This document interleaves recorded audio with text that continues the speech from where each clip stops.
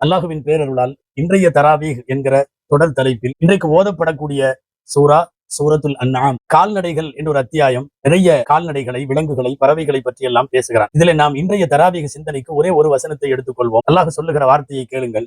ஒமாமின் தாப்பத்தின் fill Ardh, பூமியில எந்த ஜீவராசியும் வல தாயிரின் யதீரு பிஜனாஹிஹி, தன்னுடைய இறக்கைகளால் பறக்கக்கூடிய எந்த பறவையாயினும் இல்லா உமமுன் அம்சாலுக்கும், அதுவெல்லாம் உங்களை போன்ற சமுதாயங்கள் தான். நாம் கவனிக்க வேண்டும், பறவைகளை நம்மை போன்ற சமுதாயம் என்கிறான். ஜீவராசிகளை, புழுப்பூச்சிகளை எல்லாம் நம்மை போன்ற சமுதாயம் என்கிறான். பறவையும் ஒரு சமுதாயம். பறவைகள் குறித்து நாம் சிந்திக்கிற போது நமக்கு நிறைய செய்திகளும் பாடங்களும் படிப்பினைகளும் உண்டு. நம்மை போல சமுதாயம்னா என்ன அர்த்தம்? ஒரு 5 விஷயங்களில் நாமும் பறவைகளும் ஒரே மாதிரி தான். ஒன்னாவது, மனித குலம் எப்படி வம்சத்தை பெருக்குமோ, இனப்பெருக்கம் செய்யுமோ, அதுபோல பறவைகளும் தங்களினுடைய இனத்தை பெருக்கிக் கொள்கிறது. தொடர்ந்து இனப்பெருக்கம் நடைபெறுகிறது. இது படைப்பு ரீதியானது. 2வது, ரிசுக். எப்படி மனித இனத்திற்கு, மனித குலத்திற்கு ரிசுக் தேவையோ, அதுபோல எல்லா பறவைகளுக்கும் ரிசுக் தேவை. அவைகள் தேடுகிறது, உண்ணுகிறது, சேமிக்கிறது, தேவையானவைகளை ரிசுக்கை தேடி பெற்றுக் கொள்கிறது. 3வது, மனித சமுதாயத்திற்கு மரணம் ஏற்படும், பறவைகளுக்கும் மரணம் ஏற்படும். ஒரு குறிப்பிட்ட தவணை அல்லது நாள் அப்பால் அவைகள் மரணித்து போகும். 4வது, அது நம்மை போல சமுதாயம் எந்த அடிப்படையில் என்றால்,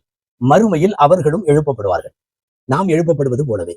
இது இஸ்லாமியர்களினுடைய நம்பிக்கை சார்ந்த செய்தி. மறுமையில் அவர்கள் எழுப்பப்படுவார்கள்.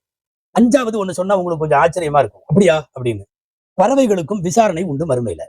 அது எப்படி விசாரணை? ஒண்ணும் தெரியலையே அப்படின்னா, பின் எதற்காக எழுப்பப்பட வேண்டும்? பறவைகளை எழுப்பப்படுவது என்பதே விசாரணைக்குத்தானே. முழுமையான விசாரணை இல்லை என்றாலும், நீங்கள் ஒரு சில ஹதீசுகளில ஆடு மாடுகளை பற்றி கேள்விப்பட்டிருப்பீர்கள். இந்த உலகத்தில் நடைபெற்ற எல்லாவற்றையும் அல்லாஹ் நீதி விசாரணை செய்வான். அதுல கொம்புள்ள ஆடு கொம்பில்லாத ஆட்டை அது தீங்கு செய்திருந்தால் அதற்கு கணக்கு தீர்க்கப்படும், நீதி விசாரணை செய்து பழிவாங்கப்படும் என்றெல்லாம் வருகிறது. எனவே பறவைகளுக்கும் விசாரணை இது போன்று உண்டு.